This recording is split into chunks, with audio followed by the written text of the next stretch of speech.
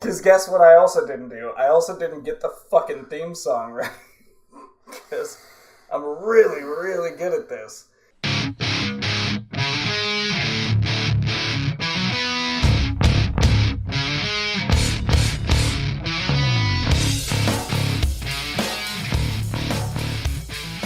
Hello everyone and welcome to Sorta My Podcast. My name is Vincent Vin The Human. Sitting to my left, or right, yes. James Odle, Alphaspecter. Guys, like our Nerd News page, Sorta My Comics on Facebook, and follow Sorta My Podcast on Instagram. Also remember to check out Subject to Change Entertainment on Facebook and Twitter, and of course subscribe on not iTunes, but we're working on that. SoundCloud and YouTube. You're checking those out somewhere. While here, why not like, comment, and share? Guys, I'm telling you, sharing is the best thing you can do for us aside from writing us a check. And all of our personal social media is down in the description below. Outside of being a part of a podcast that was completely thrown together in like 5 minutes today, what have you been up to this week? Not a whole lot. A little bit of sad news. Yeah, you were telling me about that before we got in, and you got his name wrong. That's usually my got job. his name wrong, but I knew who I was talking about. But Vinnie Jones died. Dimebag Darrell's brother. You got it wrong again. Vinnie Paul, drummer for Pantera. Hell yeah. He passed Vinnie away. Jones was the juggernaut, bitch. Well, he kind of died. Fell off the face of the earth, that's for sure. Yeah, I mean, he's definitely one of those legends. You say it's Pantera? Yeah, from Pantera. Okay. Hell yeah. Dimebag Darrell's brother. Okay. So, I mean... So we loosely know who that guy is, too. So. Well, I mean, you know who Pantera is. Yeah, I know You know that Dimebag Darrell was shot and killed in Columbus, Ohio. I don't know that, like, things like AC/DC was actually called AC/DC because of a variety of forks that were bought at a yard sale by, like, one of their mothers or something. I don't know the deets. If someone got their band off of, like... a silverware brand. You never know. You never will. Happen. But, yeah, it's kind of a sad thing to see. You know? Yeah. And especially, like, as a drummer myself, you know, obviously, years ago when Jimmy the Rev Sullivan died, you know, that sucked because he was one of my idols. And they still haven't really found a good replacement for him. Caution, wildcats abound. I'm going to go ahead and apologize for Fidget the Wonder Cat over here. She is in a mood today. Isn't that right? Yeah. So watch out. Watch out for that as we move along in this podcast. Which, speaking of moving along, because it's the only segue I have from death to what I wanted to talk about. From death to life, or extra lives. No, that's not where we're going. Not yet. Don't follow my script. The script is there for me. Well, then don't have it in front of me. Tilt the TV. I didn't get my banter out yet. You don't get banter Son today. Son of a bitch. I started with Luke Cage. Did you start that yet? I've started. I'm about 4 or 5 episodes in. Right. It's kind of tricky when you actually read books and stuff. I've heard loose things that happen later in the series, around episode 10. Yeah, I've heard some things that go on that have me really excited to get there. Heroes for Hire gets kind of its ground floor in this show. I'm about 7 or 8 episodes in, I want to say, so I'm pretty close to the end there. Well, I was told, it wasn't any kind of a spoiler, so I'm going to go ahead and tell you that, and we all know that Danny Rand was going to be appearing in this season. Okay, yeah, I wasn't sure if it was Danny Rand who appeared on the set of Luke Cage or the other way around. Yeah, Danny Rand is in this season for what I have gathered, only 1 episode, and this 1 episode completely and totally redeems all of the negativity. Hey, stop it. No. You fucking asshole. He's like, oh, you guys are recording? Let me shit. It's a she. Hey, none of that. Yeah. Alright. This really, really Great show. She goes to jump up there, knocks it off. But yeah. Wow. So it's still starting off better than our last episode. That's true. Okay, so that has me a little excited for it. Completely redeems him and is great. I also started Cloak and Dagger. Only one episode into that, but it was awesome. I haven't started that. Have you checked out Lost in Space on Netflix? No, not yet. I'm a few episodes into that. It's really good. I've heard good things. I've heard good things. It's a lot better than I thought it was going to be. I don't know. I bought a Switch. It's still in the box. It was like a week ago. So, I don't know. Yeah, other stuff has gone on.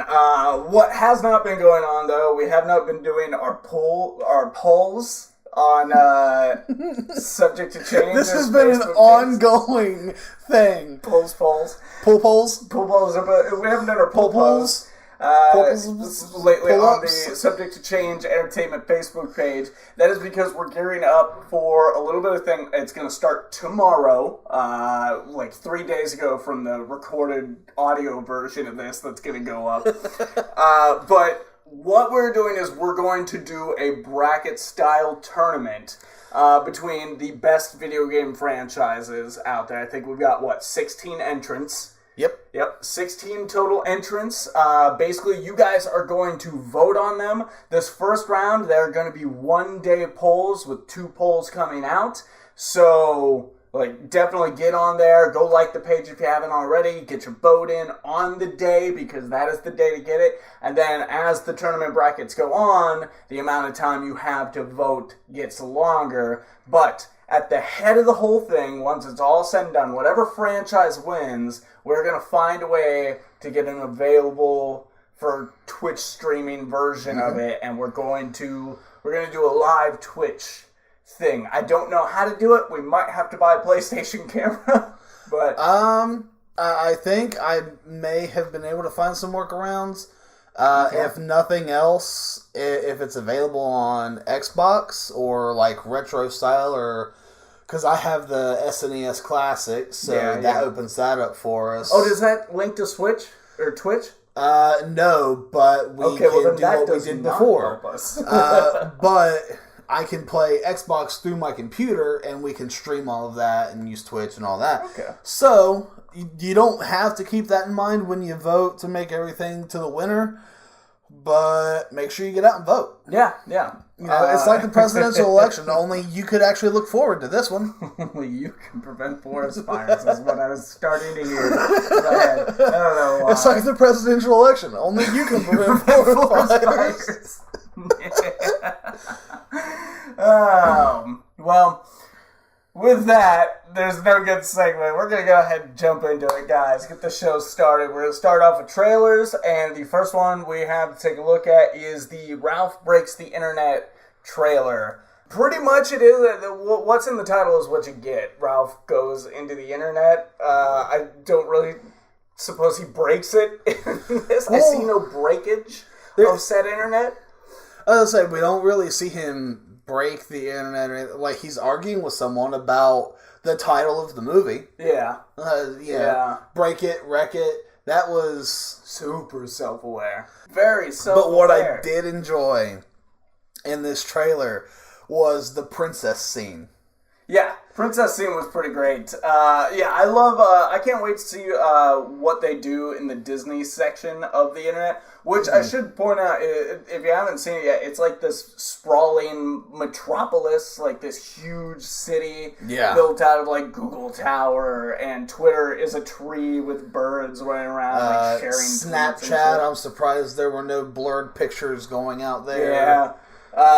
So it's pretty much basically if the internet was a city, which isn't, I like it, but it's not new. It's been done before.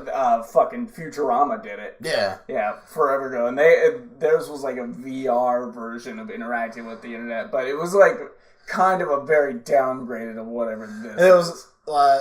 It was just that black and green gridded type shit. Yeah.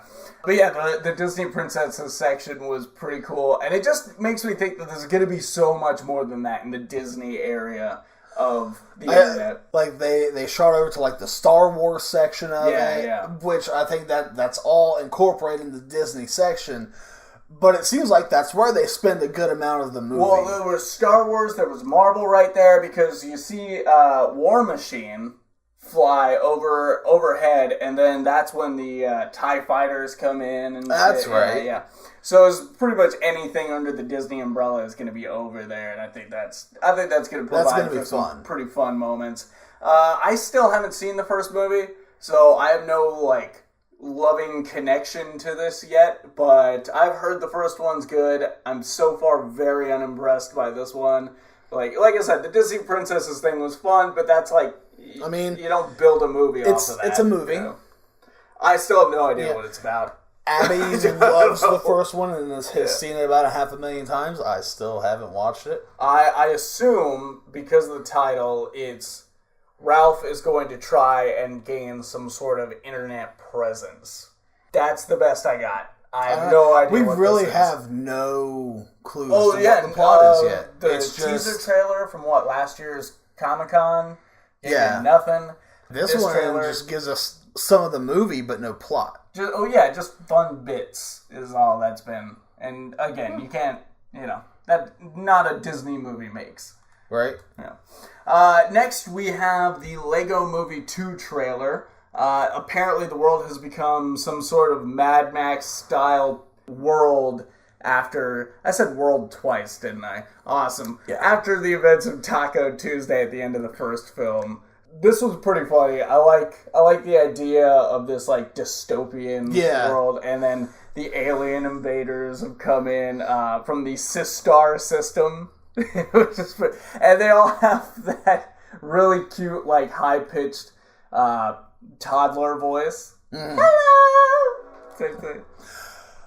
Now, here's the thing. Are those the aliens, or are those just the explosives from the ship? Those are the little heart thing was the explosives. Yeah. And it, looks up, super cutesy, says hello, and blows the fuck up. Yeah. Pretty fun. Sewer babies. Good morning, sewer babies. Little babies coming out of the sewer.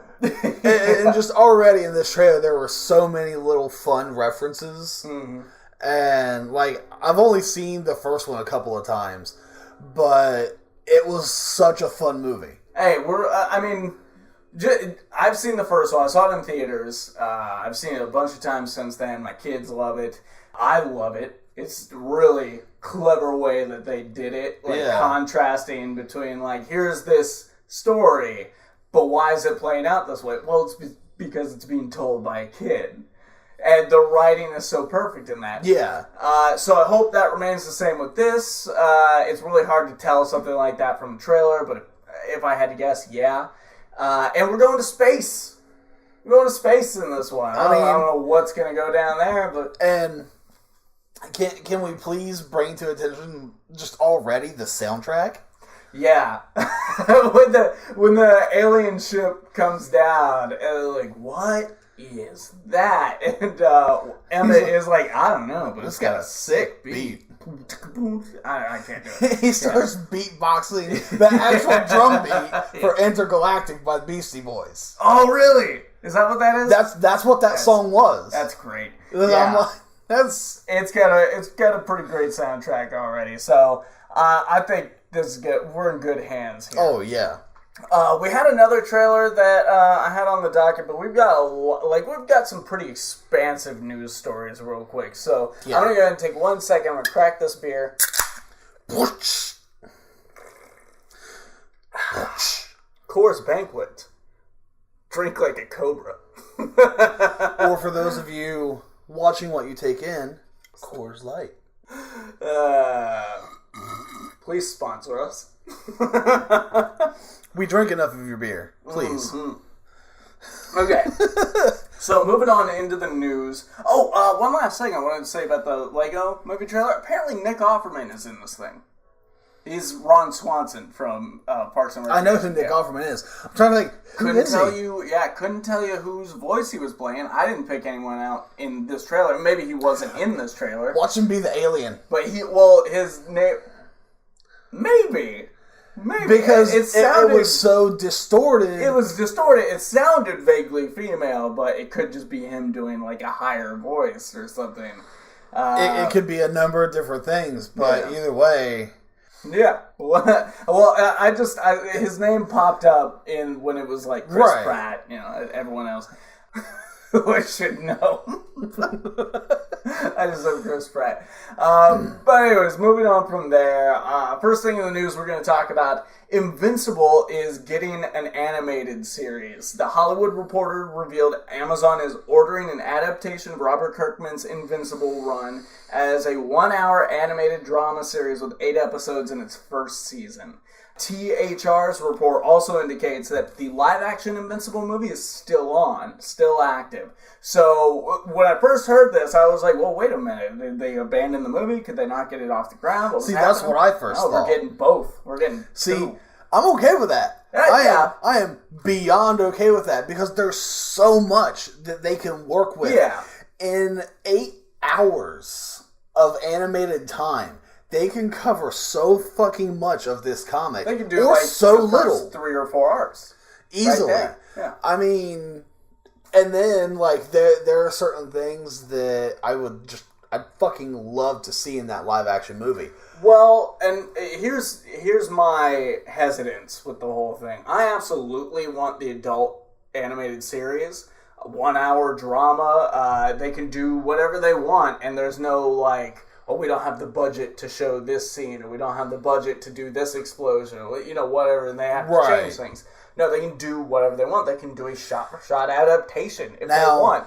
So that means I think we're going to get gold there. Oh, yeah. But with that being said, what does that mean for the movie? Do they have to gut a bunch of the story just to make the movie work because they're not sure if they're going to get a sequel? Will the series be so good that it offsets the movie's profits?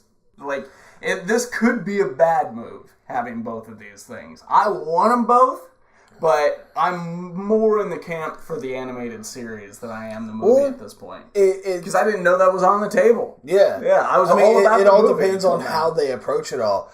Because, first and foremost, there's going to be, so much blood and gore. No. If any of you are familiar with Invincible, after about 5 issues, it's gruesome. I mean, even within those first so many issues, it gets pretty gruesome. But when Ryan Ottley takes over, the first thing I think about it being on a streaming service is that they're going to get to do all that stuff. Yeah, they're not going to be held back. I mean, it is Amazon, so maybe they'll be a little. I've found some really weird shit on Amazon streaming. Yeah, this is the perfect place for it to go. Then. So, I'm excited for it. Now, as far as the movie goes, we've had things that you get your TV show and then your movie. Yeah. Like Serenity and Firefly. Mm-hmm. Serenity was kind of a end cap for something that was cut short too soon. Right. But then you have your TV shows and then the movies kind of tie in here and there. Yeah, I think it's different on every case-by-case basis, but I don't think this is going to be a tie-in type thing. I don't think so. This is going to be 2 separate things, and one is going to make the other look like shit. Now, it could go either way. The animated series could turn out to be garbage, and the movie stands out, but honestly, I think it's going to be the other way around. I think the series is going to stand true because no matter what they do, if they're only planning one movie, right, then it's pointless. Yeah. And that's what I'm saying, is that now that the animated series is on the table, I don't care about the movie. I don't need the movie. I'd rather just watch the series. So they may be spinning their wheels on that one, but we'll see. Out. Who knows? We don't even have a cast or a script or anything yet for that. We just have confirmations that people want. Once we have that information, I will scrutinize the shit out of it. Yep. Now moving on from that, we've got Disney is back in the news. The whole Fox deal had some developments, and it's actually pretty excited. Just after Disney added cash to its stock offer for 21st Century Fox, raising their offer to a staggering $71.3 billion to compete with Comcast's $65 billion all-cash offer. Fox has reportedly accepted the new proposal, citing its flexibility and quote-unquote other enhancements, whatever that means. I think Bob Iger's got a few enhancements for him, Yeah. That's Disney CEO. Are we talking like all-natural male We're talking about penis. Boob jobs? No, the penis. The penis. Gotcha. Okay. Okay, so he's getting a sex change. After this, you and I need to have a long talk about the male anatomy. But also on this past Wednesday, the Walt Disney Corporation won its antitrust approval to buy Fox's key assets following the agreement with the U.S. Social Justice Department. Nope. The U.S. Justice Department. The U.S. Social Justice Warriors. Social Justice Department is this whole other branch. They're trying to get on the youth's wavelength today. Half the posts against Donald Trump are actually from the U.S. Social Justice Department. So, well, it's how they breed conspiracies. The Social Justice Department, it goes deep, man. Someone needs to get them in check. But anyways, yes, they got the approval for the key assets from the U.S. Social Justice Department that calls for the divestment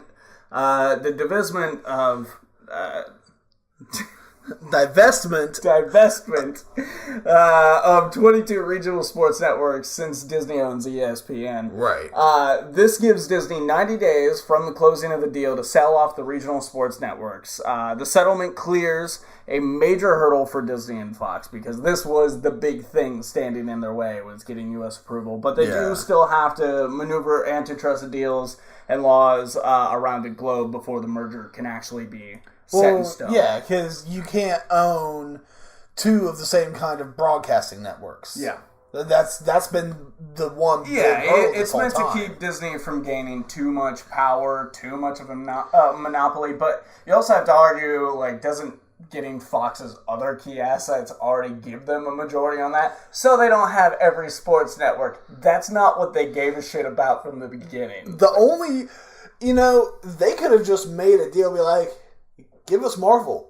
Give us all of the Marvel properties back. We'll give you this much. See, this is actually ingenious. Because, they could have saved some money and, the deal would have gone through quicker. They're obviously going to keep the Marvel stuff. They're totally going to keep the Marvel stuff. And then they're going to script toss certain things. They're going to sell off some of these properties. They're going to make a decent amoup of money back. They're going to sell off some of these properties. They're going to sell off the sports stuff. I'm 100% certain they went into this deal knowing that they'd have to do that, and that's what they planned for. Yeah. And so now that...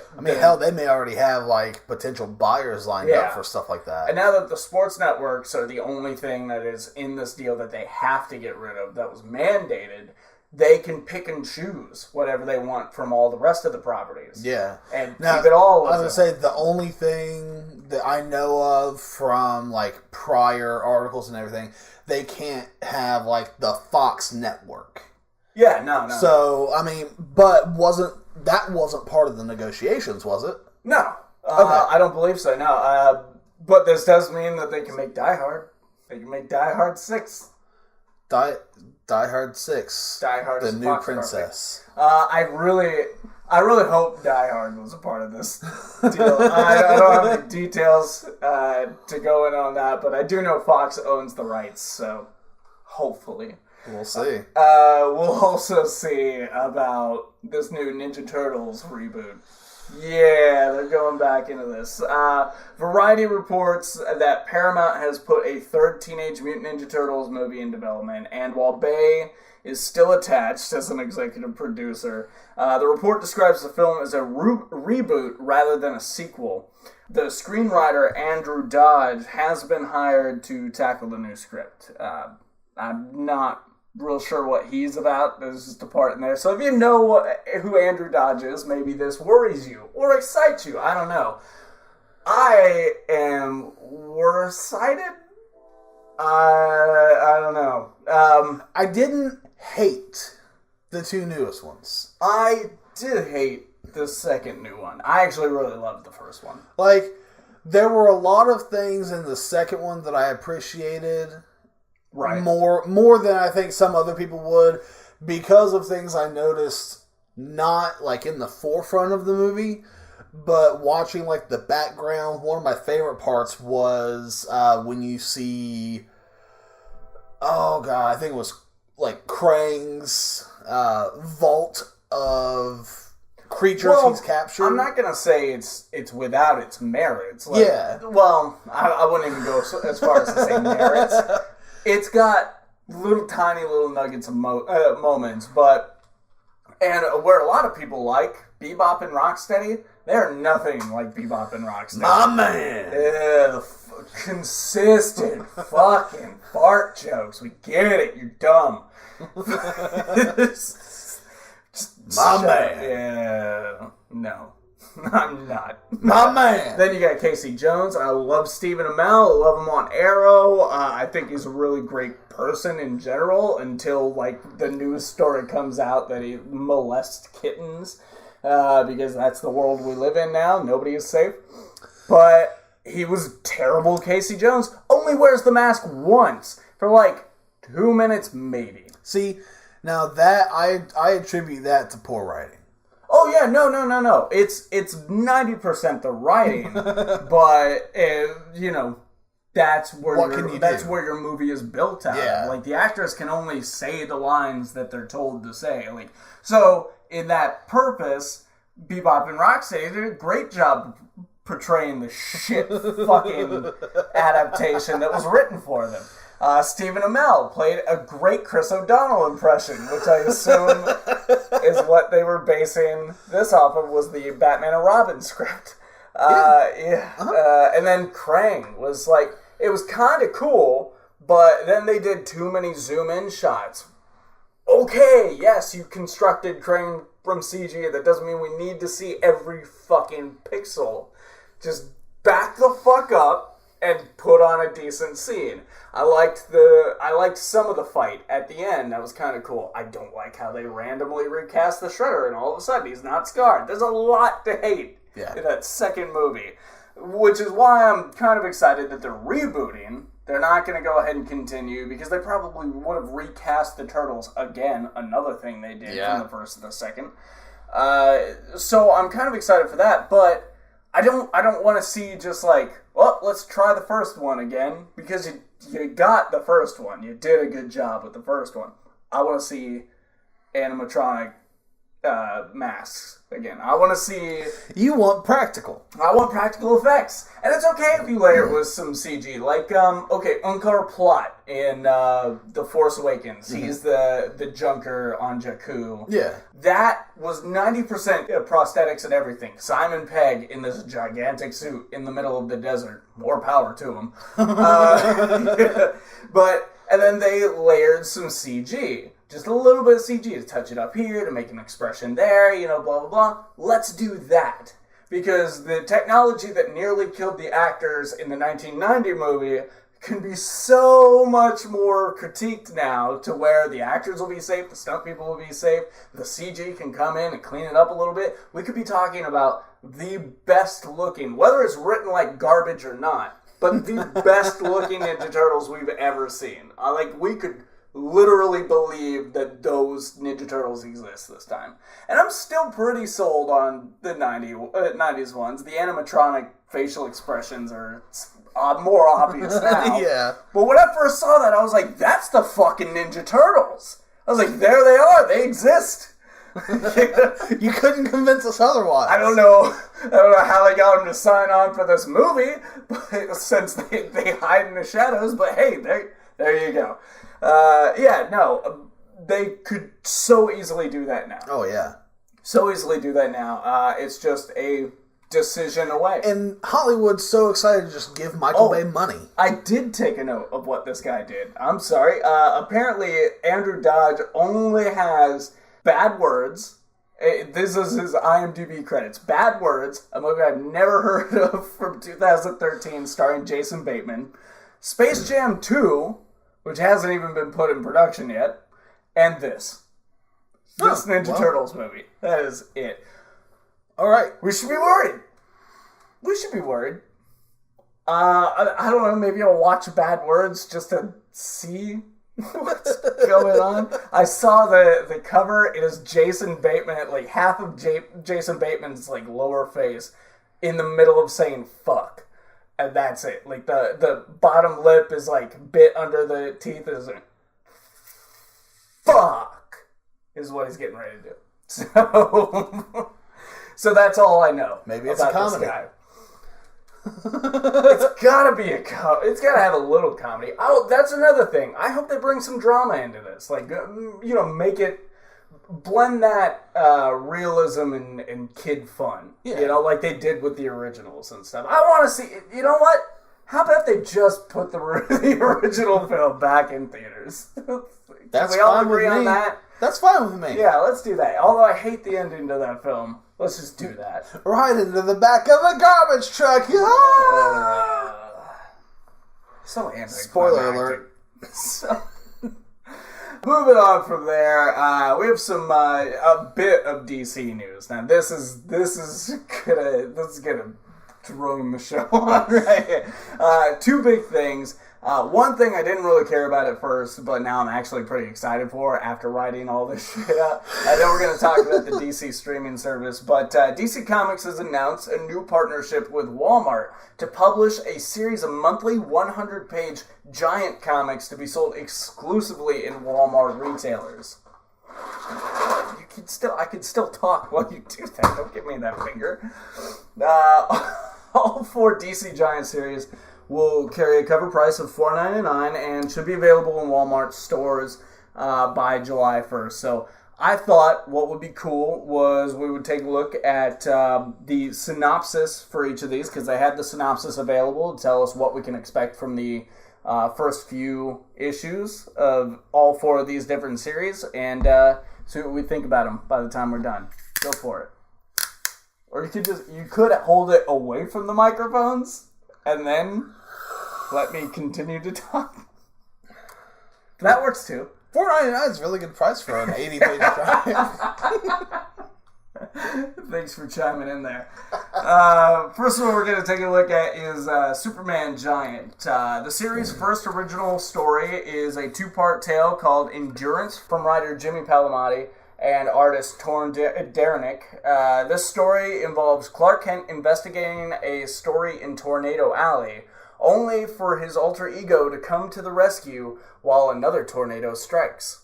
That's pretty interesting. A little interesting thing there. Clark Kent is investigating something, and then his alter ego Superman shows up? The fuck?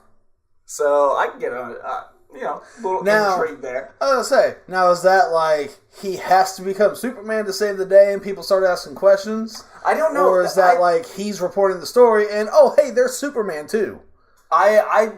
I'm hoping it's the secondary one. It's Clark Kent, he goes and he's like, I'm going to look into this shit, then Superman shows up and he's like, the fuck, I'm Superman. What the hell? And he flies up, he's like, you're not Superman, I'm Superman. He's like, I'm Superman, you're not Superman. I really hope that's not a page in there. I won't pick up another issue. It's bad writing. Following that, Superman Giant number 3 will be a 12-part storyline from. We'll start a 12-part storyline from Tom King, the current writer of Batman, who's been doing a great job, and Andy Kubert. Yeah, so nice. We got a bit of a powerhouse team there. And that story is called Up in the Sky, which sends Superman on an interstellar journey to track down a kidnapped child.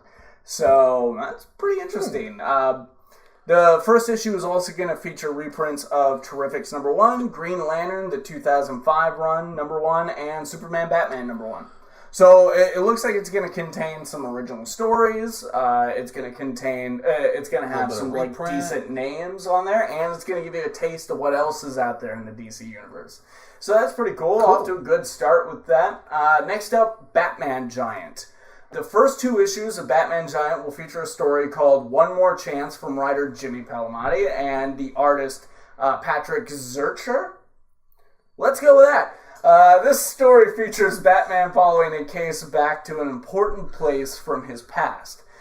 So, okay, that's just vague enough to get you interested. Yeah, I'm like, okay, well, what about? Is it something we know about Batman's past? Is it because they've been doing a lot of that, like, reveal of some of Batman's smaller adventures later? That was basically, this wasn't necessarily a small adventure, but that's basically what the War of Jokes and Riddles was. Yeah. Was him recanting a pretty fucked up tale from back during his 0 year. I think this was supposed to be during 0 year that this happened, but vague enough to get me involved. Batman Giant number 3 kicks off Universe from Brian Michael Bendis. All right. Brian Michael Bendis this is his second Batman story, right? He had one way back in the day, I think. Did he? I'm pretty sure. I don't remember Bendis ever being on any DC books until now. I feel like I saw something about that when the news that he was coming over to DC first hit. Go ahead. I keep forgetting. Are you going to look into this? I keep forgetting that we have the internet at our fingertips at all times. Just trying to keep it away from the mic just in case. Look into that while I continue this. It's going to be from Brian Michael Bendis and Nick Darrington drawing the story. This story features a new encounter between Batman and the Riddler, one that quickly grows into a globe-trotting investigation. So that sounds like fun. With Bendis behind the wheel of a story like that, it's only going to be epic. I mean, I get a little wary when I hear something like that because I enjoyed this last run of All-Star Batman that I read, and it was kind of that was kind of how it was presented to me. Yeah, it was kind of a globe-trotting kind of. Yeah. But then I was just kind of put off by the art and never finished it. Well, and I'm not familiar with Nick Darrington's art. It's likely I've read a story that he's drawn and I just didn't notice the name or anything, or it's just not ringing a bell right now. But I'm hoping, they'll keep one artist for this instead of 18 throughout the course of 12 issues. Probably not. That's the other thing. With these giants, are we going to stay consistent with our artists?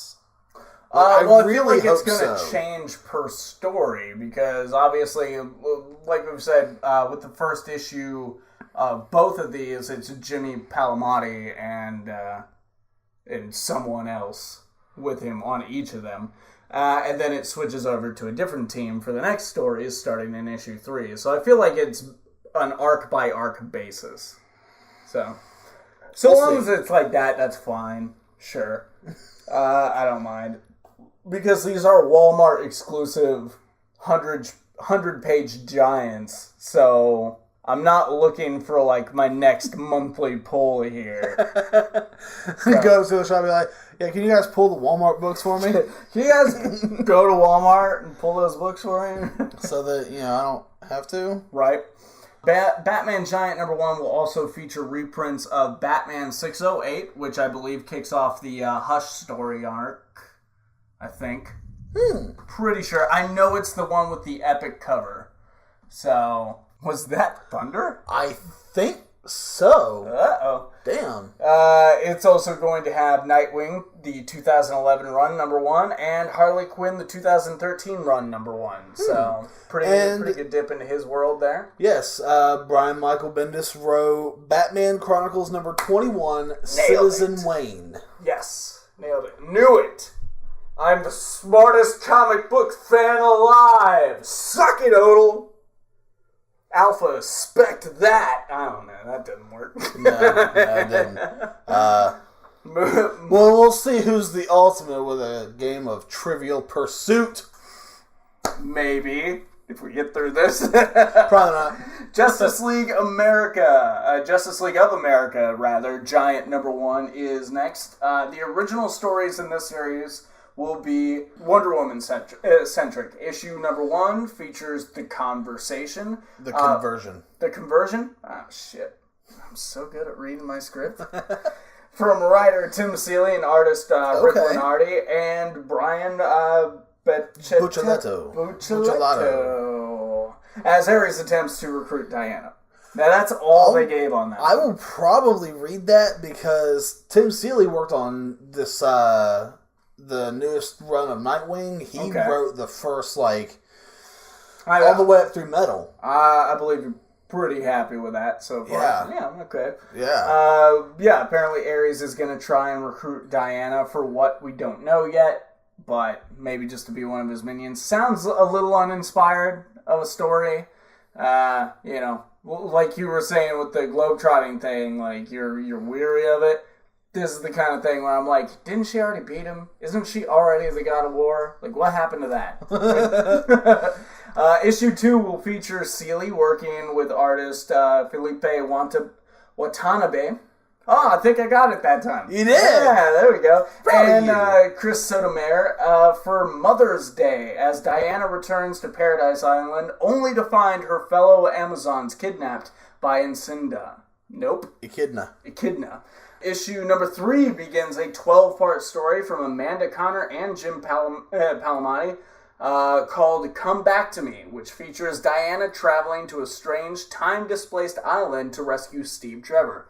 That sounds pretty interesting, although I'm not a fan of that team because of what happened with Harley Quinn. Like, that team got really, really weary with me. I canceled it eventually. I was like, nah, thanks. So, yeah, I'm barely interested in this. Not that I don't want Wonder Woman stories, but it sounds like this isn't Justice League of America. I was going to say, like Wonder Woman Giant. It sounds very Wonder Woman centric. This isn't a Justice League story. Oh no, that first one and the third one are absolutely, totally fucking Diana. How do you make those about the Justice League? The second one maybe could involve the Justice League. But I don't know. And this isn't stemming from any kind of dislike or anything like that for Wonder Woman, but it's like, it makes why you not? Wonder why they didn't make...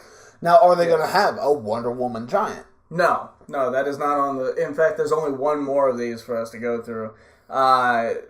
It makes you wonder why they didn't do Batman, Superman, Wonder Woman, then Justice League. Instead of adding this one, the next one, which I assume is just a cash grab for kids, but we'll get there in just a moment. Justice League of America Giant number 1 will also feature reprints of the 2011 Justice League series number 1, The Flash 2011 number 1, and Aquaman 2011 number 1. All those would be New 52, right? I believe so. Okay. Then the final one, the cash grab for kids, Teen Titans Giant, is the last one they... Okay, there's a keyword missing from there that makes me a lot more okay with that. Okay. We're going to take a look at these covers here in just a moment, too, and see what we're working with.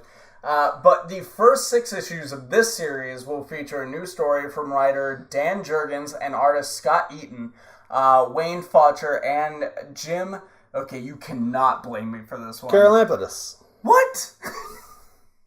Fuck you. Or Charlampidus. Yeah. One or the other. One of those things he said. With the organization Hive joining forces with a new villain named the Disruptor to destroy the Titans. It'll also feature Teen Titans, reprints of Super Sons number 1, Sideways number 1, really trying to push that book, and Teen Titans 2003 run number 1. So... I think I have a copy of Sideways number 1 laying around somewhere that I got. Fuck! What just happened? So, you guys can't see this, but he has his script in... down at the bottom. No. Down at the bottom. Nope. No, I know. I'm trying to move the mouse, and that's what's happening. Hold on. Just you keep talking to them real quick. Keep talking about what you can't see is somehow Vinny has increased the text on his Word document to 300%. Yeah, I don't know what happened. It, like, synced into my Word document. It was like, nah, I'm not letting go, man. So, okay, anyways, let's go ahead and take a look at these covers real quick. First up, we got the 100-page... That is Jim Lee, isn't it? That is a Jim Lee Superman. That looks Jim Lee. That looks Jim Lee, although his name has not been mentioned as part of the book yet or anything, so I doubt he came in and did a special cover. They probably just copy-paste Photoshop job. Next one we have here, Batman #1. That's one's definitely Jim Lee. Yeah. That is one of the 608 covers. Yeah. Yeah. So, yeah, really cheaping out on covers. Yep. We've got Justice League of America, which that's a Trinity cover. Prominently features the Justice League, although we won't be seeing them in the issue. Yeah, and it even advertises Flash, Batman, Superman, Green Lantern, Aquaman, and Wonder Woman. Now, you're only going to see the others in the reprints. It's like a small footer on the page. Plus a brand new story featuring Wonder Woman. I think you mean mostly a brand new story featuring Wonder Woman. Wonder Woman of America. And then this is where it gets weird because, and this is, I'm questioning whether these are in continuity because of this. This Teen Titans cover features Wonder Girl, Kid Flash, Wally West Kid Flash, Tim Drake, or Dick Grayson Robin, and Connor... Is that Dick or is that Tim? That might be Tim. Because that's Jeff Johns era Teen Titans. Okay, that's probably Tim. That's Tim Drake Robin, still, with Tim being Red Robin offsetting. Yeah. And then Connor Kent, who hasn't even been reintroduced into continuity. Yeah. Now, haven't they've been teasing at it? They've been talking about it. His name has been mentioned once or twice, but yeah, he has not come back into continuity yet. And it features the original Teen Titans lineup. So I don't think these are going to be in continuity. And if they are, they're going to be in, like, these are the old days. Well, I was going to say, even up at the top, the lineup, Starfire, Robin, Kid Flash, Wonder Girl, Beast Boy, and Superboy. Yeah. But the thing is, what they're showing us is a Dick Grayson Robin with a Tim Drake Robin on the cover. There are two different Robins on this cover. There's no Starfire. Like, there's no Beast Boy. What are they doing here? Aside from... Well, I'm sure they'll be in the issue.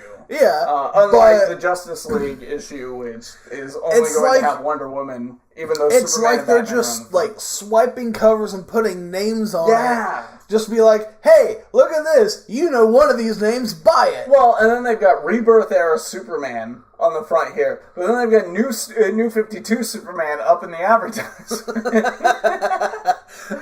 They're just like, let's just find good pictures and put them here. God damn, Walmart. I'm just glad that some of these stories are going to be headed up by... legitimate writers. Yeah. I can trust the people involved with the story. The covers make you just want to set fire to it. So if you are knowing the names, if you are a comic book fan, these covers are probably going to put you off, especially if you're reading current continuity. But just rest assured, the insides of these issues are going to be quality because you're getting good reprints. Those are stories you want to read if you haven't read anyways. I didn't hear a single reprint in there that was not worth somebody's time. Oh, absolutely. You're also getting quality writers, quality artists, as far as I know. Some of the names I'm not familiar with. So you're getting a quality product just wrapped in a turd package that's going to make you question it. And I mean, if this were the 90s, those covers would look great. But I was going to say, I mean, but the thing is, these look more like magazine covers than they do. Even like the old Batman 80-page giant, stuff like that. Right.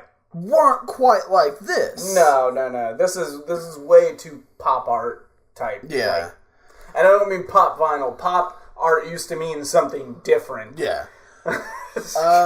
Goddamn millennials.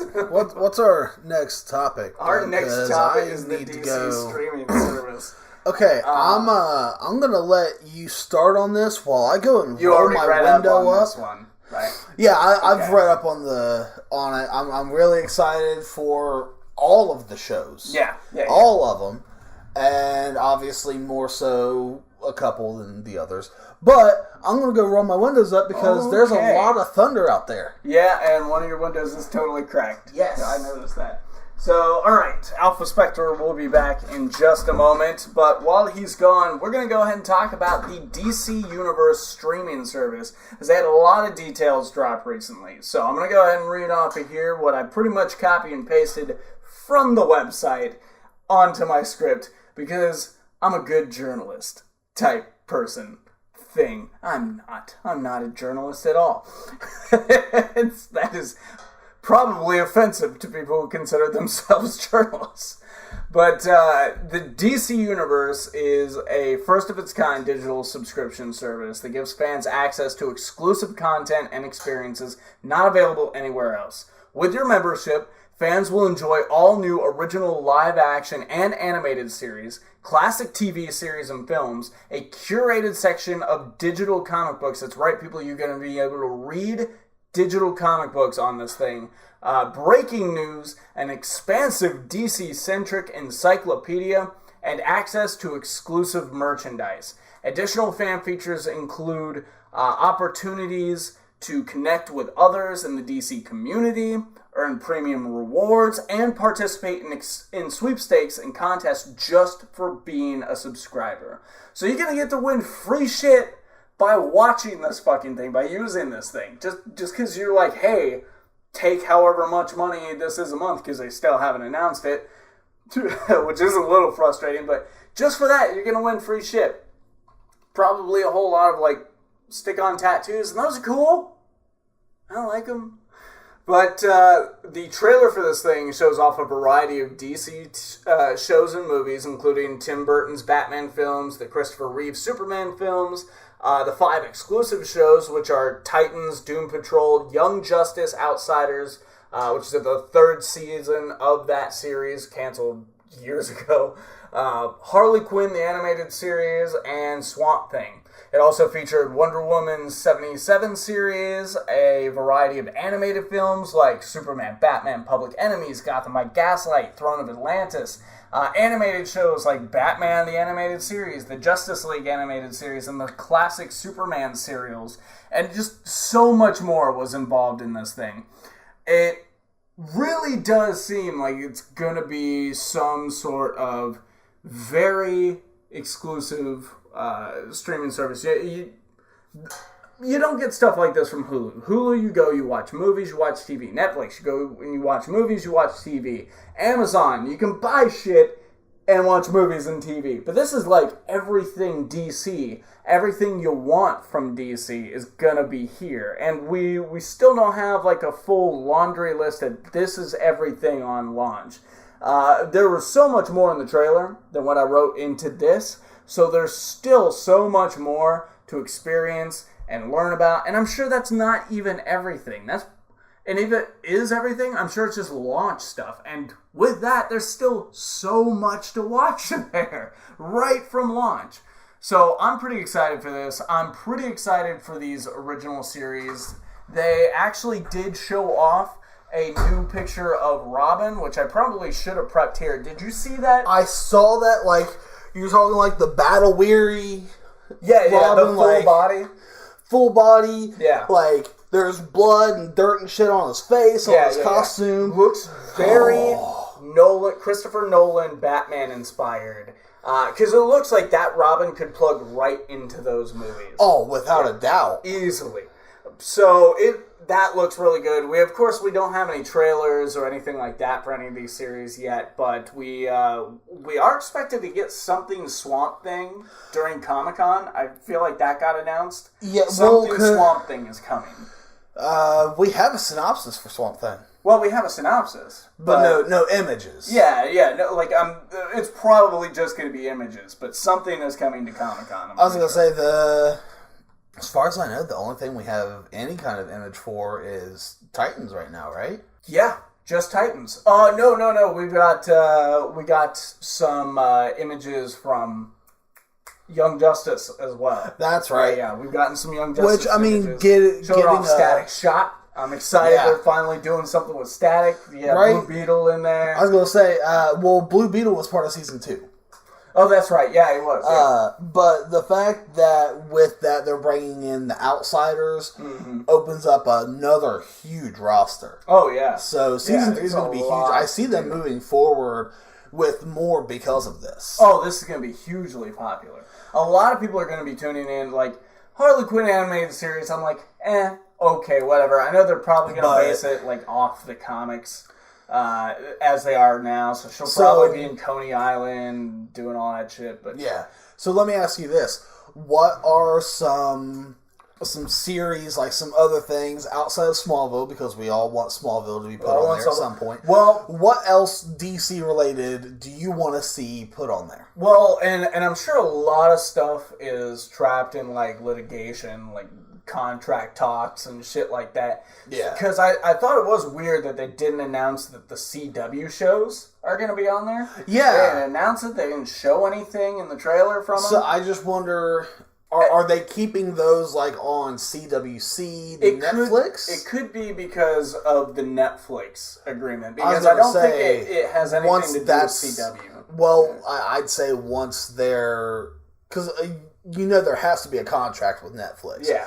Once that contract is up, they'll probably pull the shows from there and put them over on theirs. And even while they're doing that, they could release them episode to episode. Something Netflix doesn't do. Netflix waits 3 months after the season ends and then... Not anymore. Oh, yeah? Now it's the next day. Yeah, you're right, because I did notice that the new seasons, as soon as they ended, they went right up. Everything is now on there. I might just stop watching them live and just...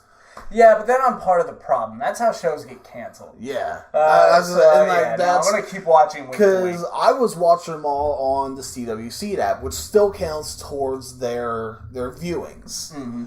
But from where I got so far behind, it got to the point to where I had missed a couple episodes. Yeah. So I thought it was weird they didn't have that. Some other stuff I want to see on here. I want to see all the animated series on here. They've got Batman. They've announced Batman. They showed the Justice League series in the trailer. They haven't talked about any of the others, but I'm sure they're going to be up there as well. Yeah. Let's see here. I want the DCEU films up on there. I can see those. Even though I just ordered Wonder Woman, so I don't like. I was like, there's the one I want. I have Man of Steel, so I don't know, man. What do you want to see on this? To be perfectly honest, like my biggest one that I want to see on there, they haven't announced it. Get Young Justice 1 and 2 on there, which I think is going to be a given because of season 3. Yeah. I want Smallville because I want to be able to go and watch all of it all the way through because I haven't seen the entirety of the series. I love it. I have watched the first all the way through twice. 2 or 3 seasons, and then just hit and miss episodes. Yeah. Would you especially after the 3rd season? You really can't do that with that show. You can't get random episodes because you're going to be lost. I think the feature that they described in this that I'm actually really excited for, because we already knew we were getting the shows and the TVs. That was a given. I was already excited enough for that. But the thing I'm really excited about, digital comics. Yeah. I didn't know that was going to be a part of it. Right. So, and to know that it's going to be it's not going to be here's a bunch of comics and that's all we're ever going to put on here. It's a revolving, or not revolving, but it's always curated. Changing every month. Yeah, it's curated. They had people sit down and pick, this is something you need to read. Hey guys, this is a good comic. It's not going to be hey, here's Superman Saves the Animals, that really weird comic with the kid who keeps murdering kittens all throughout the episode or issue. I want some kind of digital reading service to be able to get all those Ninja Turtle books and everything from when we were a kid. The great big magazine-sized ones. I want to be able to find all of those. If any of you guys have those from when you were a kid or anything, let me know. Pop down in the comments below. I want those. And they talked about there's going to be the DC community, so I believe it's like a forum type thing. Yeah. Like I might get involved. I don't care, but we can whore ourselves out there if it means establishing the podcast on the DC community, sure. But oh my god, could you imagine us trying to get in contact with them and be like, hey, can we get some interviews with you guys for our podcast? I think something you'll be pretty excited about because you shop much more than I do. Yeah. Is the DC shop with exclusive collectibles you can't get anywhere else. Nightwing shit galore is going to be in your fucking cart. Okay, so I have a few things that I have to put money back for and like pay up and all that when I get my income taxes back. Like the DC streaming service. But if I have a few $1,000 extra left, then... Right. You don't need the car. Oh. Just sell it. Get some DC shit. I mean, I'm hopefully going to sell my car soon anyway if I get some good news tomorrow. But whatever. Isn't that you've got cancer? Maybe. That is good news. That is good news. Wow, I got dark. Like it was a dark joke about a dark topic. It's dark outside. Yeah, it's starting to get dark already. Jesus. We picked a great day to do this. Okay, so let's talk real quick about the one thing that everyone else is talking about. The price point. What are you thinking here? Because when it was just TV and movies, I was like, if it's more than $10, they're overcharging.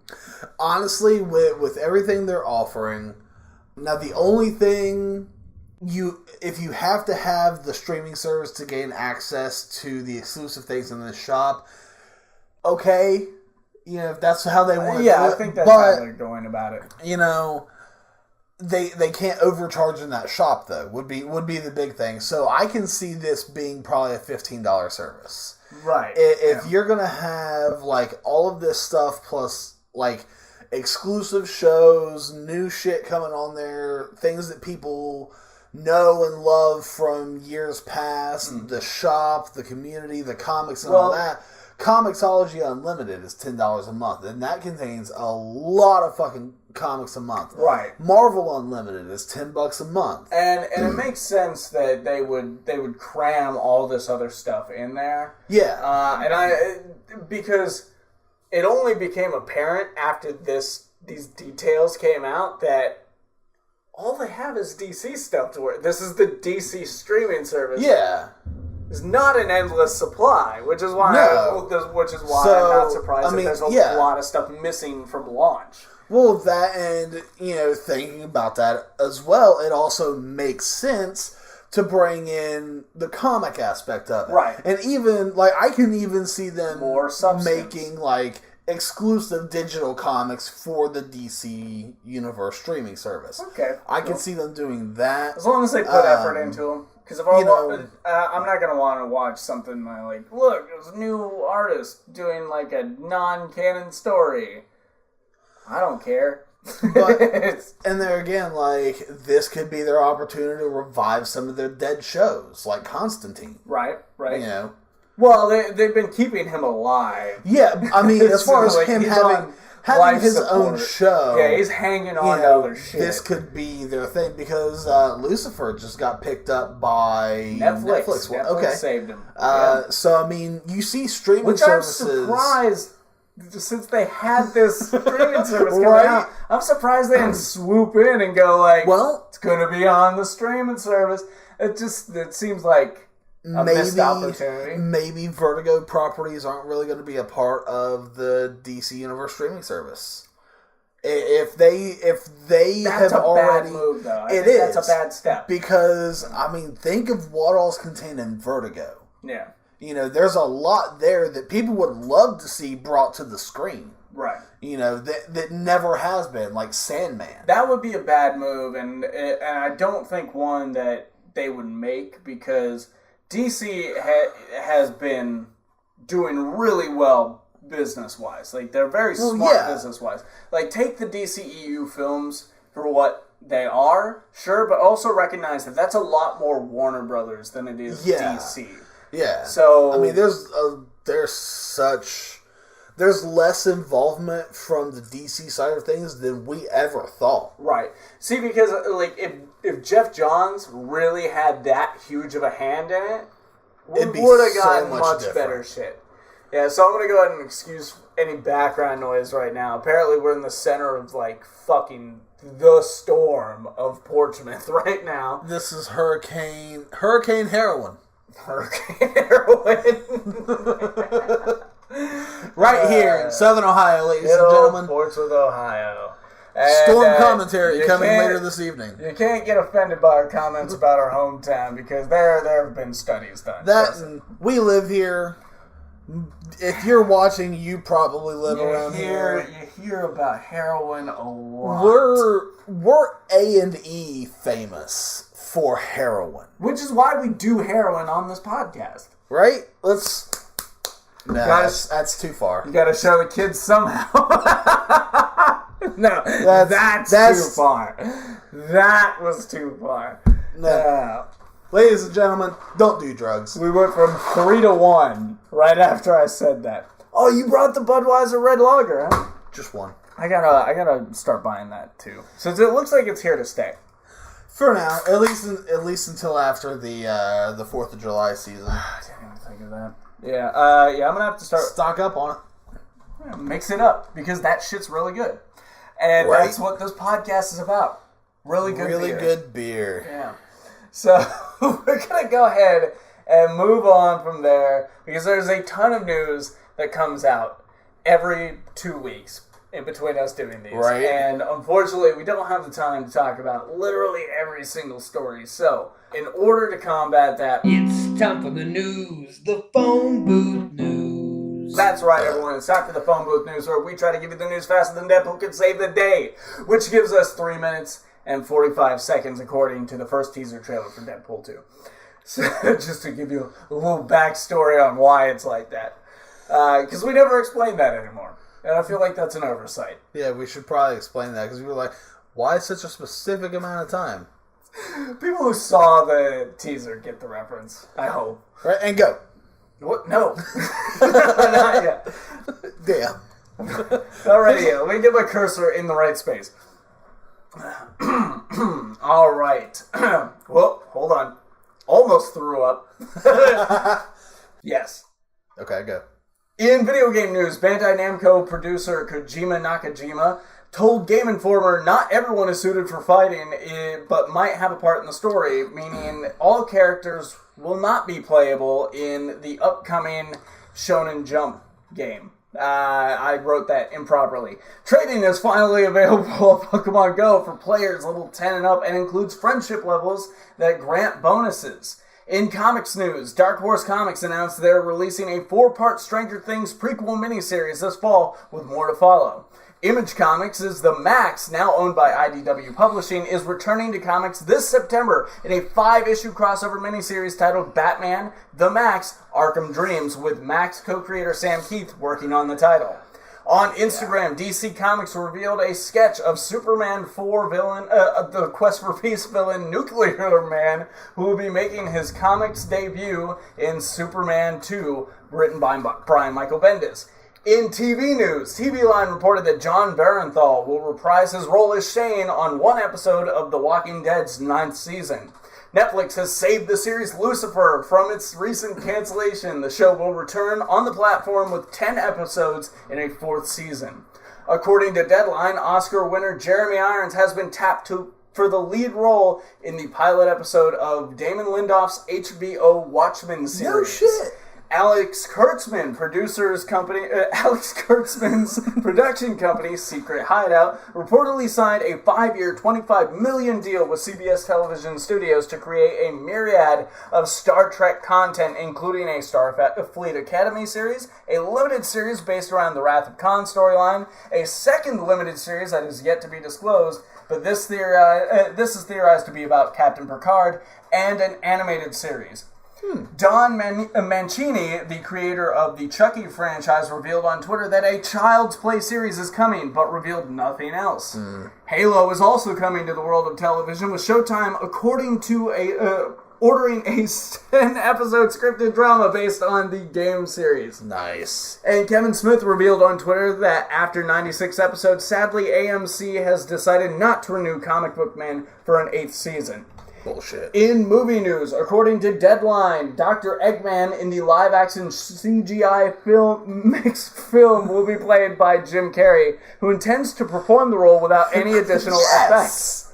Despite reports that future Star Wars anthology films were on indefinite hold, unidentified Lucasfilm sources told ABC the report is inaccurate, but that their strategy is being readjusted. Okay. Fathom Events and Toei Animation are teaming up to bring 3 remastered Dragon Ball Z films. The first Broly movie, Bardock, Father of Goku, and Future Reborn, all with English dubs, to select cinemas this fall. Nice. Tom Holland revealed on Instagram that what would later be confirmed, and that the title of the next Spidey film is Spider-Man: Far From Home. Okay. And to further the Spider-Man themed hero movie news, that's ominous.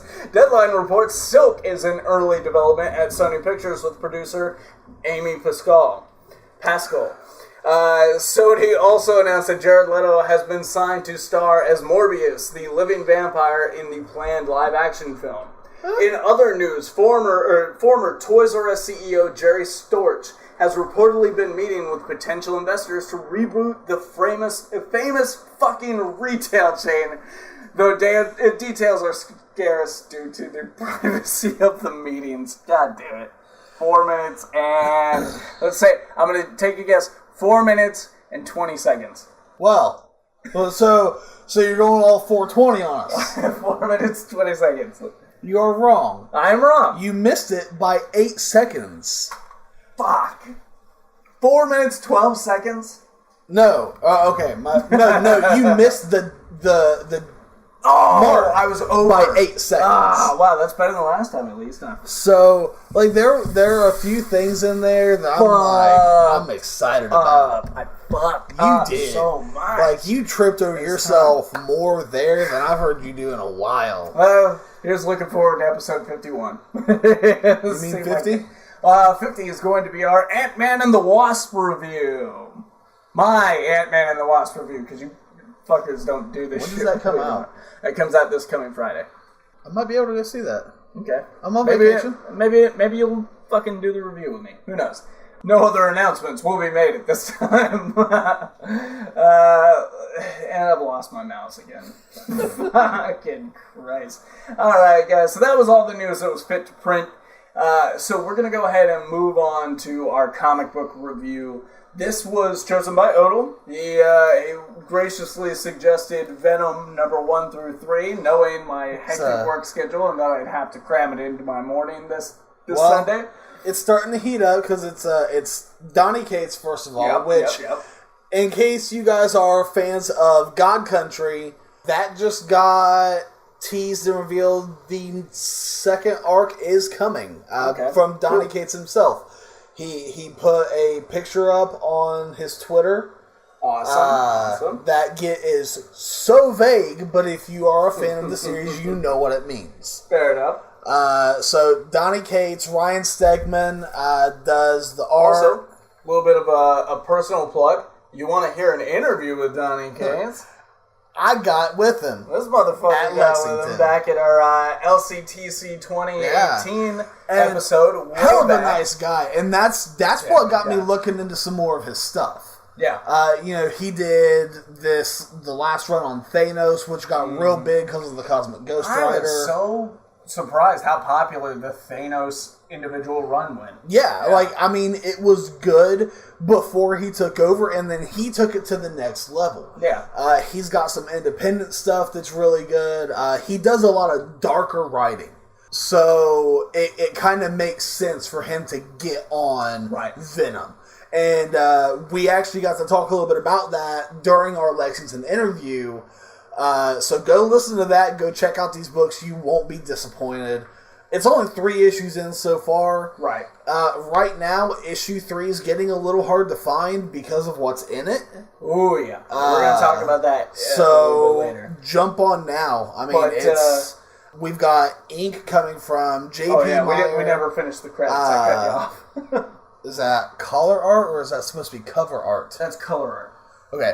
Color art by Frank Martin and lettering by VC's Clayton Cowles. Which is how he's credited in the book. VC's, I don't know what that is. I don't know. Yeah. But, guys, just to give you a little idea what story we're working with here, in the wake of S.H.I.E.L.D.'s collapse, an ancient and primordial evil has been awakened beneath the streets of New York. And with it, something equally evil has awakened. In that most wicked of web slingers, Venom. Still a lethal protector of the innocents in New York, this never-before-seen threat could force Venom to relinquish everything he holds dear, including Eddie Brock. So... pretty interesting premise, right there. It is. Because they're talking about separating those two. Nothing new. Right. Now that I'm saying it, I'm like, actually, that happens all the time. Yeah, like, everyone is out to get the symbiote away from who it's with for their own personal gain or whatever.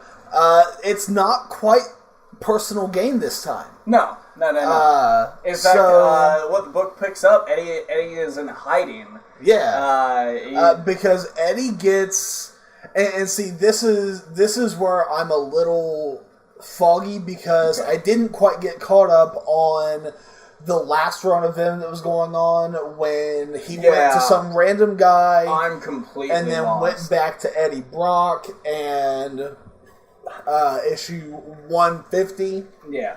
With that being said, it gives you enough context clues to put together, like, okay, S.H.I.E.L.D. has fallen. Okay, the Venom symbiote's starting to lose its mind, and he has no idea what's going on. Right. Okay, these people are here for this reason, so on and so forth. And it's like one of the prevalent things in this series so far is he's taking a blocker to prevent communication, like mental communication with the symbiote. He's taking antipsychotics. Yeah.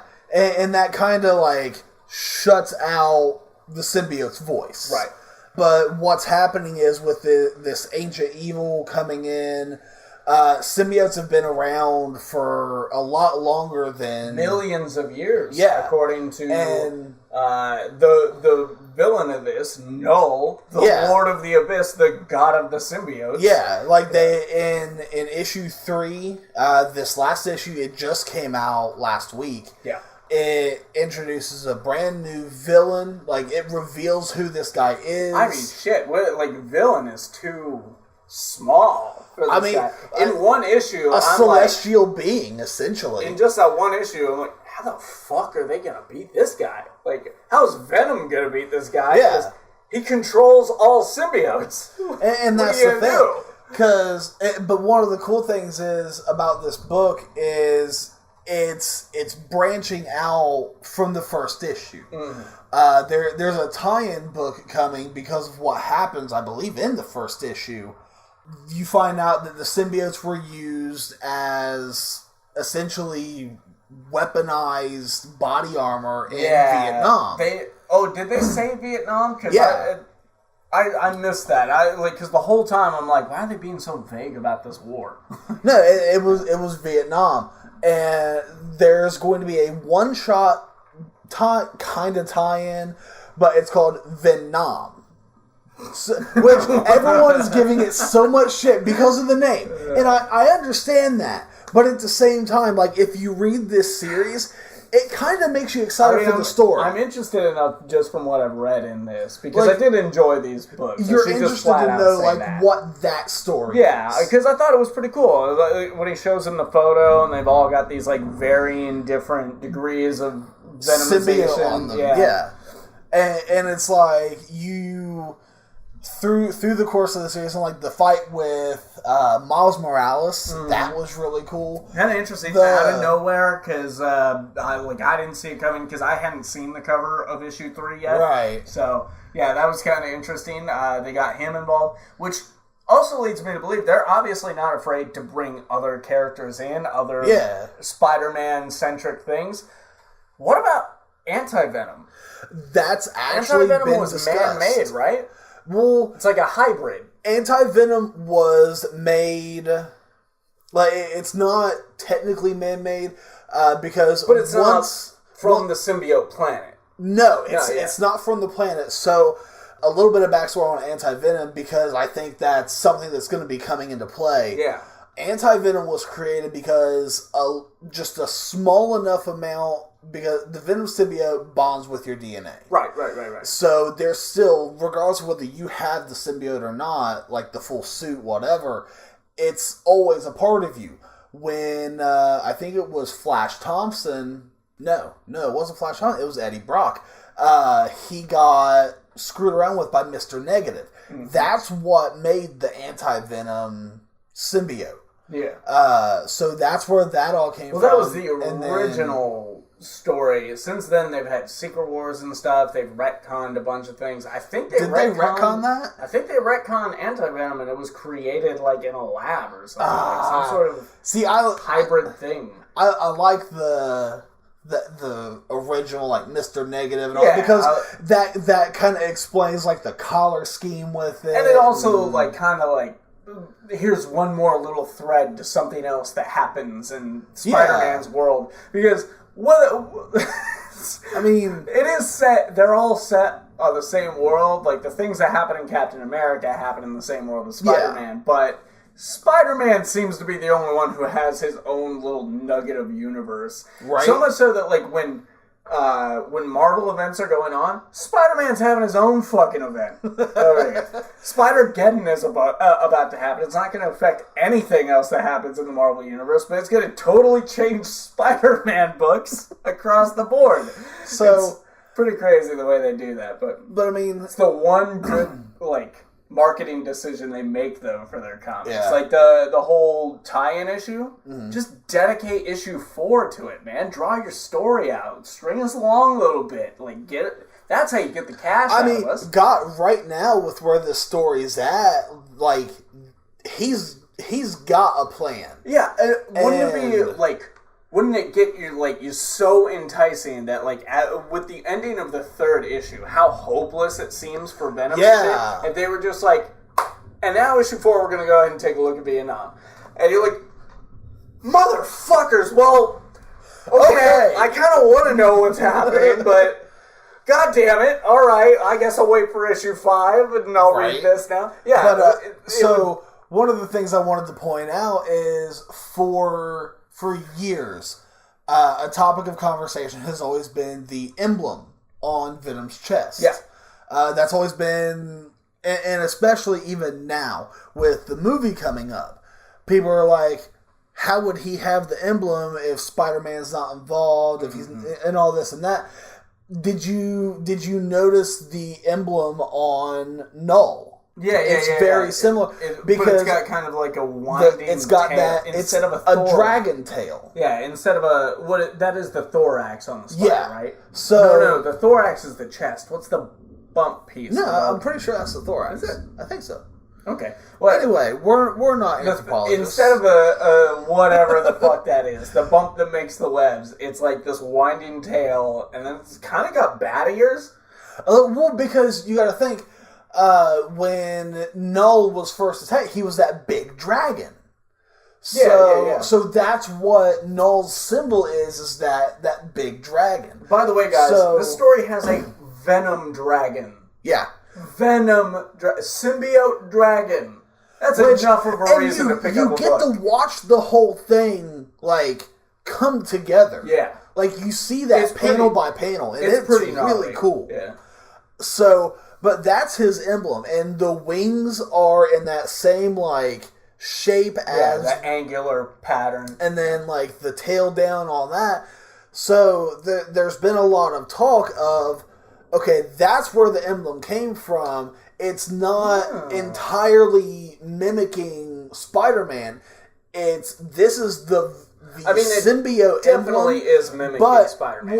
It changed it up to mimic what Spider-Man's costume was, to make a combination of the spider and the symbiote's own emblem. Now, you have to wonder, because of that, because all the other symbiotes, they don't have that chest thing. Right. I think Anti-Venom kind of has something like that. Anti-Venom did. Toxin. Did Toxin? I'm not sure if Toxin did or not. I know Carnage does not. Carnage doesn't. Because he's just like the black sinewy look, the black and red all over. But as far as I know, Venom is the only one who has that. And if the god of all symbiotes has that symbol, and that Venom's version is the spiderized version of that. Yeah. Does this make him some sort of chosen one? Is that alien symbiote a chosen child of Null? Could that play into the story? Could they make it a bigger... Because that one because you see all of the smaller ones like swirling around Null and everything else, but at the same time, okay, so Null is, his own entity, whatever. He has his own emblem. Yeah. Whereas the Venom symbiote, he does have a name. I don't know if it was ever actually revealed. And that was really cool. The character in this, Rex Strickland, opened up the world of symbiotes to me even more, because I already knew that they had a planet and stuff that you've explained to me, stuff I've read in Venom Space Knight, that also was pushed on me by you.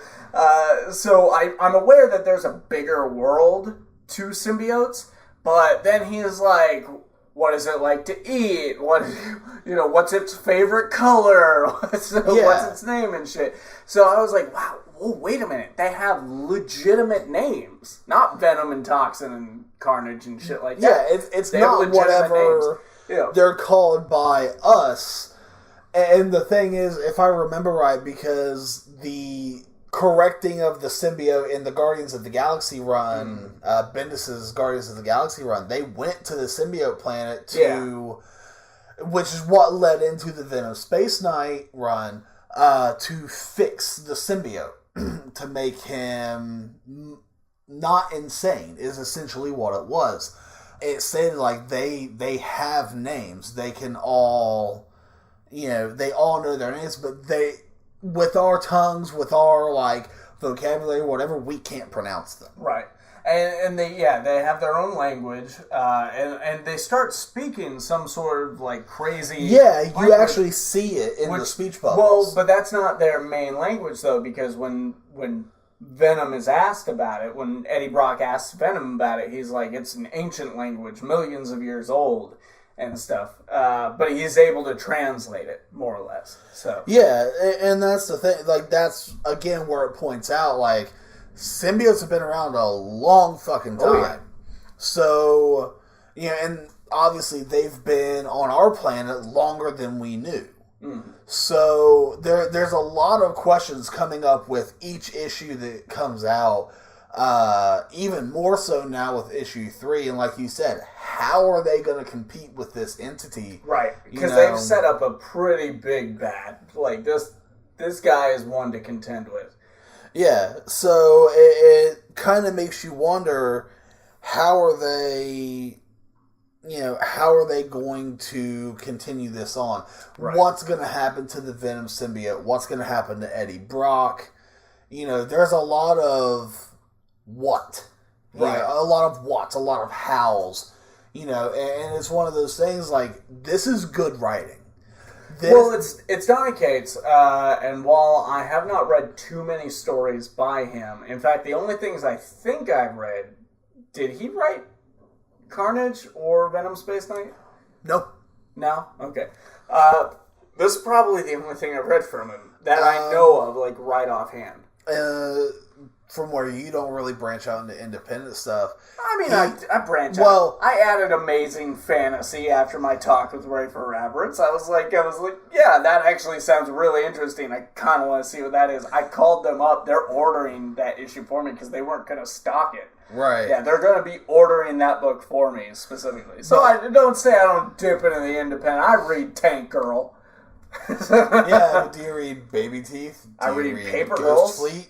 Paper Girls is real. Reactor? Paper Girls is real off to the side obscure. Okay, like no, Paper Girls is getting to that mainstream point. It's getting so popular. No, because no one's like, yeah, I love comics. I read Spider-Man, Superman, Batman, Paper Girls, Wonder Woman. Nobody's doing that.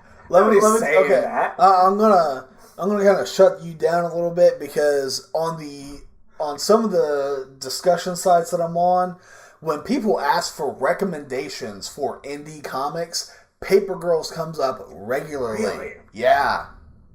Paper Girls comes up, Saga. I guess it's all perspective, because from my end of the comic book world, like, nobody's talking about it. Like nobody's saying shit. From your end, Image is still that, like, second cousin over here that you only invite to the one barbecue a year. I think Image and Dark Horse have both earned their seat at the table. Like, in my world, like, they've got their books. Even shit, IDW.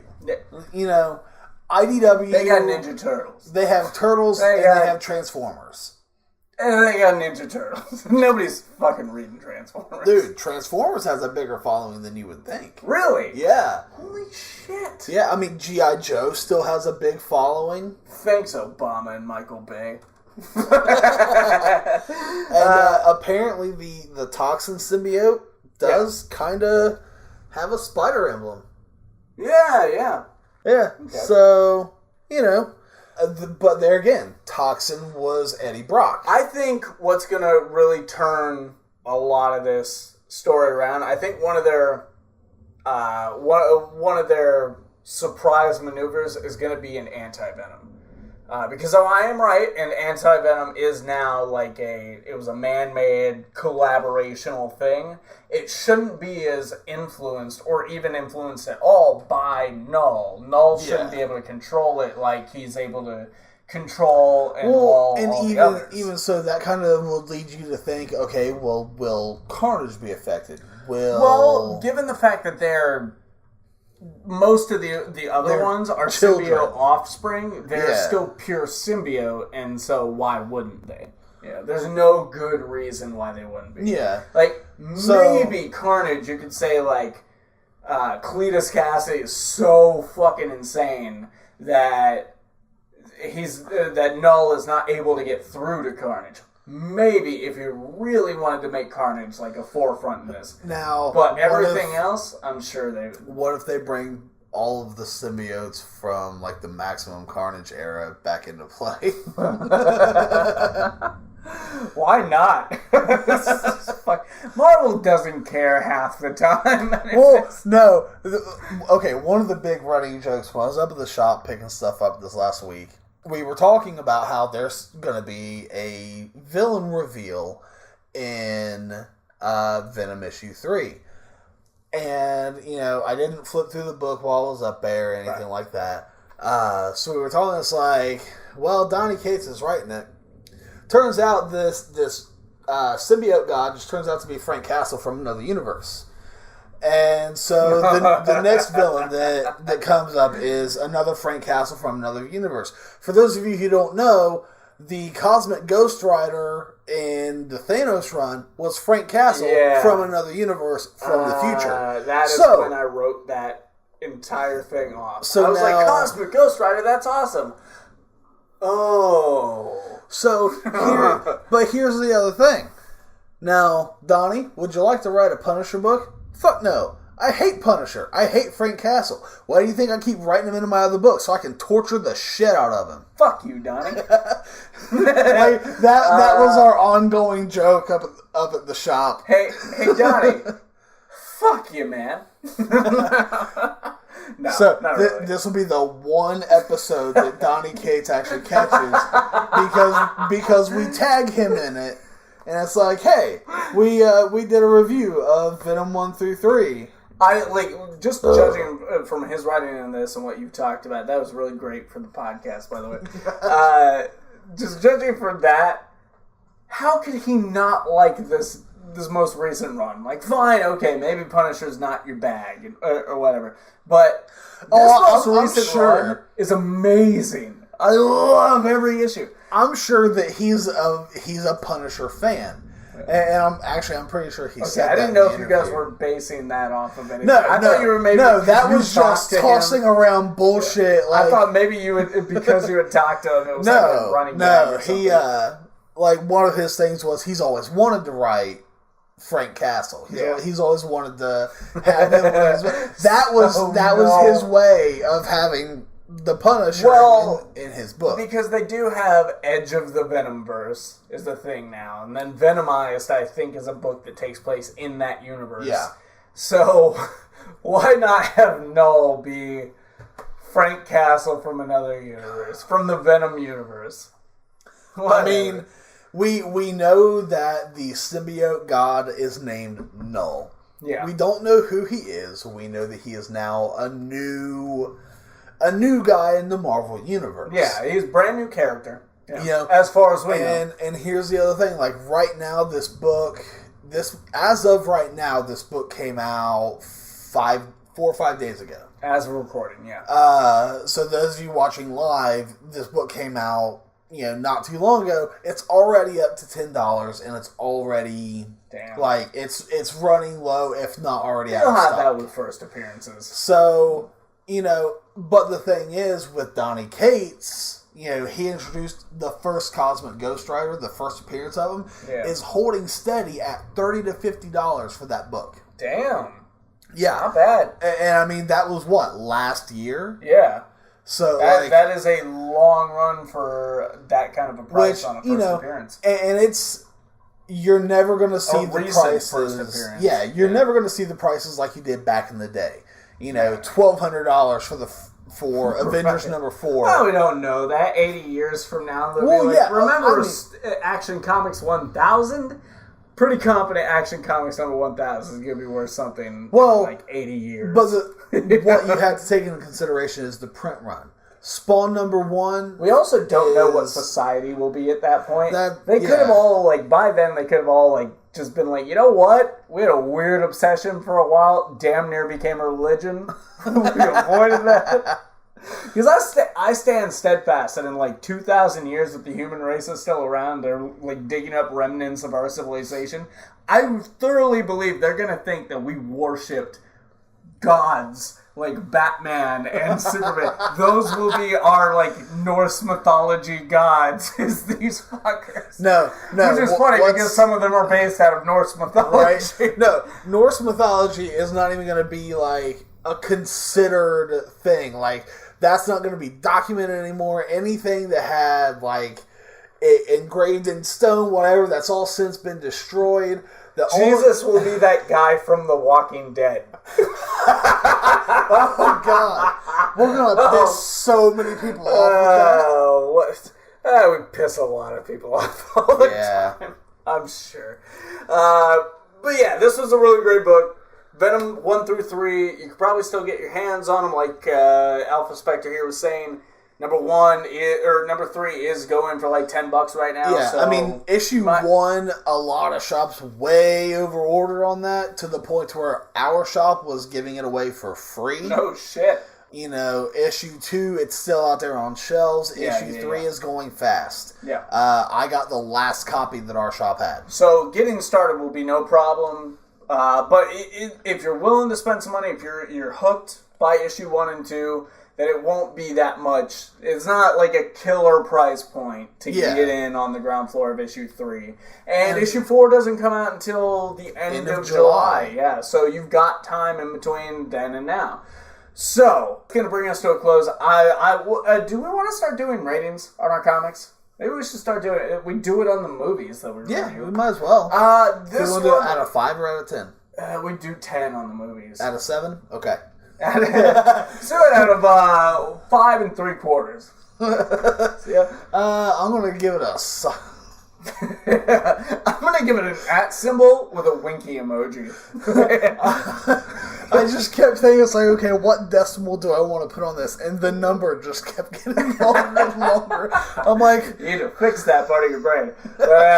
Anyways, so what are you gonna give it? I already know you're giving it a high mark. Out of 10, right now, I'm sitting at a solid 8. Okay. All right, yeah. I mean, I'm not going to give it a 10 out of 10 right now, because there are some a little bit of campiness that I've noticed. Yeah.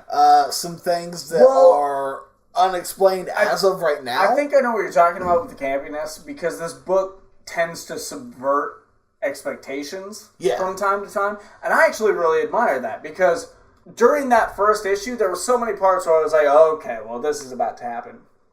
Oh, shit, okay, it didn't. And he's even sitting here acknowledging, he's like, this is the part where I'd normally get in there, but this is my situation, and this is why I'm not getting in there and stuff. And I'm like, that fucking makes a lot of sense. Okay, you set me up, and then you're like, but we're turning left. You know, I enjoyed that. So what you considered off-putting campiness, I considered good writing. You know, but maybe you just don't really like Donny Cates that much. So, you know. I'm growing to not be able to stand the motherfucker. Just can't bring him myself and his goddamn Punisher. Yeah. You know what? The fact that this symbiote god was not Frank Castle just has me so mad. Should have been issue 1. Should have been issue 1. You know what? They should have been like, the symbiote's just like, Eddie, it's just not working out. I'm heading over here. I hear Frank Castle's up to some good shit. You know, why did issue 3 not end with the Venom universe smashing into the 616 universe? And you know what? Or whatever they're calling Going this even further, one now. Why didn't the Venom symbiote just encompass the entire world? Just turn the Earth into a symbiote. And then the Fantastic Four show up with time travel.